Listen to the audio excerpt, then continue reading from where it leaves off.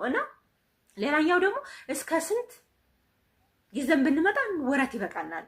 አዎ አንድ ሰው ወረት ሲጀምር የሆነ ነገር ስትጀምሩ ኮንቴነርም ይሁን ከብት ገዝታችሁም ይሁን ምንድነው ደግሞ የሆነ በቃ ፍየል፣ በግ ምናምን ዶሮ ገዝታችሁ ሲሆን በብዙ አይደለም መግዛት ያለባችሁ በትንሽ ነገር ነው። ስለዚህ እናንተ እንደው ባጭሩ በትንሹ ነው የምላችሁ። ከዛ በላይ ካላችሁ ማሻአላህ አልሐምዱሊላህ በቃ አላችሁ ማለት ነው። ኢትዮጵያ መጥታችሁ ብዙ የምትጨናነቁት በተለይ ቤት ካላችሁ ቤት ኪራይ ካልከፈላችሁ ወር ሲቆይ ሲሆን ስለማይል ነው እንጂ እህቶቼ ቤት ኪራይ የማትከፍሉ ከሆነ አሰላሙ አለይኩም ወራህመቱላሂ ወበረካቱ። ውድና የተከበራችሁ የቻናሌ ቤተሰቦች ሀባይቦች እንዴት ናችሁ? ከኔ ጋር አልሐምዱሊላህ ሁሉም ሰላም ነው። ሰላማችሁ ብዝት ይበልልኝ። ዛሬ ደግሞ በአዲስ ቪዲዮ መጥቻለሁኝ። እናንተን ይጠቅማል ብዬ ጠቃሚ ቪዲዮ ይዤ መጥቻለሁ ማለት ነው። ይሄንን ቻናል አዲስ የሆናችሁ ተቀላቀሉ። ሁልጊዜም ጠቃሚ ነገሮችን ታገኙበታላችሁ ማለት ነው እህቶቼ። ዛሬ ደግሞ ደከመን መጥተን ምን ብንሰራ ያዋጣናል፣ ስንት ብርስ ይበቃናል፣ ወረትስ ስንት ይበቃል የሚል ነው ማለት ነው እህቶቼ። እና እስኪ ለዚህ ነገር መልስ ልስጥበት ማለት ነው እህቶቼ። ተጠይቄ ነው ሆነ ኮሜንት ላይ አገኘቸው እና እንግዲህ ደከመን አለች እህታችን ማለት ነው። ቀላል አይደክምም። አረብ ሀገር ከባድ ነው። አረብ ሀገር ለሚያውቀው ብቻ ሰው አስረዱት። በቃ የማያውቅማ አያውቅም ማለት ነው እህቶቼ። እና በነገራችን ላይ ኢትዮጵያ ስንመጣ ያ ሁሉ ዲካም ልክ እናት ነፍሰ ጡር ሆና 9 ወር አርግዛ ምጡን ምጡ ተወልዶ ልጁ በቃ ያን ሁሉ የምትረሳበት አለ አይደለ? ኢትዮጵያ ሲመጣ እንደዛ ነው። እንዲህ ሀቂቃው ማለት ነው። እኔ እንደዛ ነው መቼም ልክ ኢትዮጵያ የሆነ አረብ ሀገር የነበርኩት ኑሮና እዚህ የነበርኩት እኔ እኮ አሁን ተመችቶኛል አምሮብኛል ምናምን አይደለም እህቶቼ። እንዲያውም እውነቴን ነው የምላችሁ ከአረብ ሀገር 65 ኪሎ የነበርኩ ሰውዬ አሁን 48 ኪሎ ነው የሆንኩት ማለት ነው እህቶቼ። ስለዚህ በጣም ነው ኪሎ የወረደው በጣም ማለት ነው። አሳቡ ምንም ለምን ያኔ እኔ በራሴ ኢትዮጵያ ስመጣ በጣም ነው ሰውነቴ የሚቀንሰው ማለት ነው።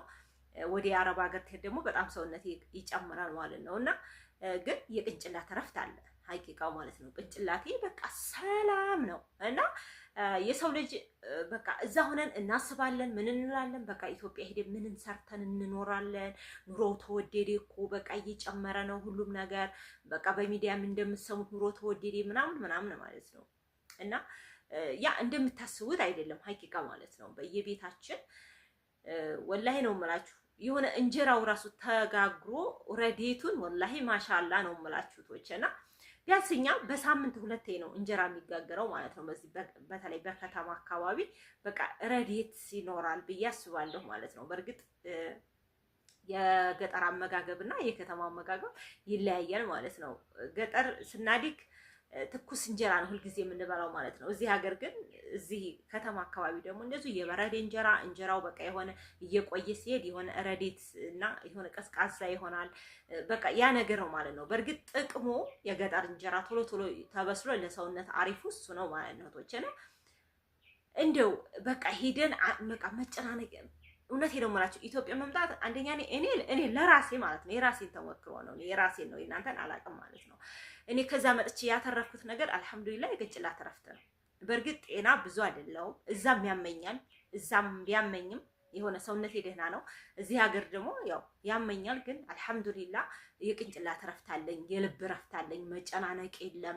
በቃ ራሴ ነኝ በቃ ይሄን መስራት አለብኝ ብዬ ትፈልግ ተነስቼ ሰው ጋር አውርቼ በቃ ያ ነገር ነው አሁን እዚህ ጋር ቦታ ያለው ማለት ነውና ኢትዮጵያ ስንመጣ የሆነ የመረጋጋት እንትን አለ ማለት ነው። እዛ ስንሆን ነው ብዙ ጊዜ የምንጨናነቀው። ኢትዮጵያ ስጄ ምን እሰራለሁ፣ ኢትዮጵያ ስጄ እንዴት ሰርቼ ምን እንዲሰርቼ እበላለሁኝ። እውነቴ ነው የምላችሁ እዛም ያልሰራ ሰው እዚህም ያልሰራ ሰው አይኖርም። በቃ ይሄንን ማወቅ አለባችሁ። ኢትዮጵያ መጥታችሁ ካልሰራችሁ አትኖሩም።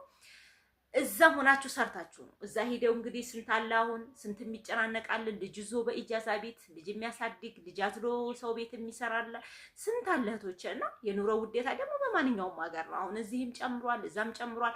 ሀገራችን ደግሞ ምንድነው የተወደደው ብትሉ ሳሙና፣ ሻምፖ እንደዚህ ነገሮች ያኔ እንደዚህ አለ አይደለ?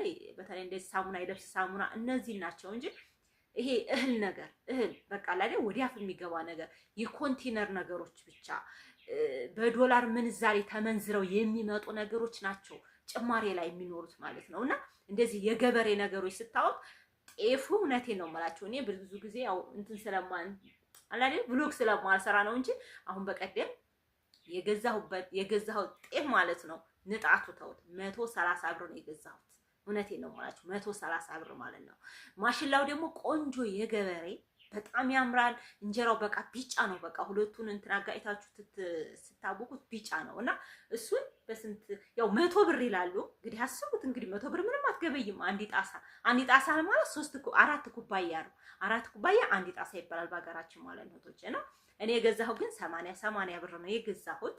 እውነቴን ማለት ጀሪካ ይሄ ቢጫ ጀሪካ አለ አይደል? እሱን ነው የሚመስለው ማለት ነው ቶች እና እሱ በቃ ጤፉ ጋር ተጋይቶ እንትን ሲል ማለት ነው አብሽ ተጨምሮበት በቃ ቆንጆ እንጀራ ነው የሚሆነው። ደግሞ አብሽ እንጀራ ላይ ሲጨመር የሆነ በቃ ሊጡ ራሱ ጠልቃችሁ አያልቅም። እንጀራው እንዲሁ መሻላ ክምር ነው የሚለው ማለት ነው። እና እዛ ሁኔ እኮ የሆነ በቃ ጨናነቅ ነበር። ኢትዮጵያ ሄጄ ምንድን ነው የምሰራው? በቃ እኔ በጣም አስባለሁ። እኔ አሁንም እኮ እየሰራሁ አይደለም አልሐምዱሊላህ። ግን ቤት ውስጥ ያኔ አልሐምዱሊላህ ባለኝ ነገር እየሰራሁ ነው። ዩቲዩብን እሰራለሁኝ፣ ዩቲዩብ ከፍታለሁኝ። ቤት ያለውን ነገር በቃ ቤቴ ውስጥ ያለውን ነገር ነው እንጂ እንደዚህ ወጣ ብዬ ኮንቴነር ከፍቼ እንደዚህ አድርጌ ወይ ንግድ ወጥቼ አይደለም አልሐምዱሊላህ። እና የሁላችንም ኢትዮጵያ መጥተን ኑሯችን ይለያያል እህቶች፣ በተለይ ባሎቻችን እዙ ተሆኑ እኔ ቤት ተሆን እሱ ደግሞ ሌላ ቦታ ይሰራል ማለት ነው። እና እኛ የገበሬ ኑሮ ነው የምንኖረው ማለት ነው። እና እዚህ መጥታችሁ ምን እንሰራለን እንዴት እናድርግ ኢትዮጵያ ሄደን ታልተጨናን በቃ ታልሰራን በእርግጣው መስራት ግድ ነው። የትም ይሁን ይሰራል ማለት ነው። በተለይ ወረት አላችሁ። እኔ አሁን ወረት ይዤ አልመጣሁም አይደል እንዴ? ኢትዮጵያ ሄጄ እኖራለሁ እላለሁ በቃ መብላቴ የሚቀራል ብዬ ነው የመጣሁት እንጂ ወረት ተሸክሜ አልመጣሁም። ወረት አስባችሁበት እናንተ ከመጣችሁ ቀላል ኑሮ ነው የምትኖሩት። እውነቴን ነው የምላችሁ። ወረት ይዛችሁ ተመጣችሁ ኑሮ ይቀላል። ታወቃችሁበት ቀላል ነው ቶች እና ብዙ ነገሮች ምን እንስራ እያላችሁ አትጨናነቁ። ስራ ሞልቷል ማለት ነው። እንዴ ኮንቴነርም አለ፣ እንዴ ዶሮ እርባታም አለ በቤታችሁ። እንዴ ማንኛውም ነገር መስራት ትችላላችሁ ማለት ነው። እንቁላል መነገድ ይቻላል በቤት ውስጥ ናችሁ ማለት ነው። እና ሌላኛው ደግሞ እስከ ስንት ይዘን ብንመጣ ወረት ይበቃናል። አዎ አንድ ሰው ወረት ሲጀምር የሆነ ነገር ስትጀምሩ ኮንቴነርም ይሁን ከብት ገዝታችሁም ይሁን ምንድነው ደግሞ የሆነ በቃ ፍየል በግ ምናምን ዶሮ ገዝታችሁ ሲሆን በብዙ አይደለም መግዛት ያለባችሁ በትንሽ ነገር ነው። ስለዚህ እናንተ እንደው ባጭሩ በትንሹ ነው የምላችሁ። ከዛ በላይ ካላችሁ ማሻአላህ አልሐምዱሊላህ በቃ አላችሁ ማለት ነው። ኢትዮጵያ መጥታችሁ ብዙ የምትጨናነቁት በተለይ ቤት ካላችሁ ቤት ኪራይ ካልከፈላችሁ ወር ሲቆይ ሲሆን ስለማይል ነው እንጂ ቶቼ ቤት ኪራይ የማትከፍሉ ከሆነ የተወሰነ ቢያንስ እስከ 200 ሺህ ብር ካለቻችሁ በቦርሳችሁ ወይም በአካውንታችሁ ማለት ነው ያንን አምጥታችሁ የተወሰነ ነገር ትጀምራላችሁ ማለት ነው። በ200 ሺህ ብር ብዙ ስራ ይጀምራል እህቶቼ። ስለዚህ 200 ሺህ ብር የሚሆን ከያዛችሁ ብዙ ጊዜ የመጨናነቅ እንትን አይኖራችሁም። አብሽሩ እህቶቼ በቀላሉ ማለት ነው። እኔ በቀላሉ ነው ያልኳችሁ። ይቺ ካለቻችሁ 200 ሺህ ብር ካለቻችሁ ባለቻችሁ ነገር እናንተ ማጥታችሁ ማፍጫጫት ትችላላችሁ። በተለይ የቤታችሁ አካባቢ የኮንቴነር ቦታ ካለ ኮንቴነርን ማርጋችሁ። በእርግጥ ግቢም ውስጥ ኮንቴነር ቢኖር ግብር አይቀርም እህቶቼ። ስለዚህ እዛ ግብር መከፈሉ አይቀርም። የተቀመጠበትም እንትን ቢል ግብር ስለማይቀር ይሄንን ነገር ማሰብ አለባችሁ። በእርግጥ ለቶሎ እንትን ላይሏችሁ ይችላሉና በቃ ማንኛውም ወይም ዶሮ እርባታ ወይም በግ እርባታ፣ ፍየል እርባታ ብዙ ነገሮች ገበያ ላይ በቃ ሸቀጣ ይዞ መቀመጥ ብዙ ነገሮች መስጀመር ይቻላል ማለት ነው ቶቼ።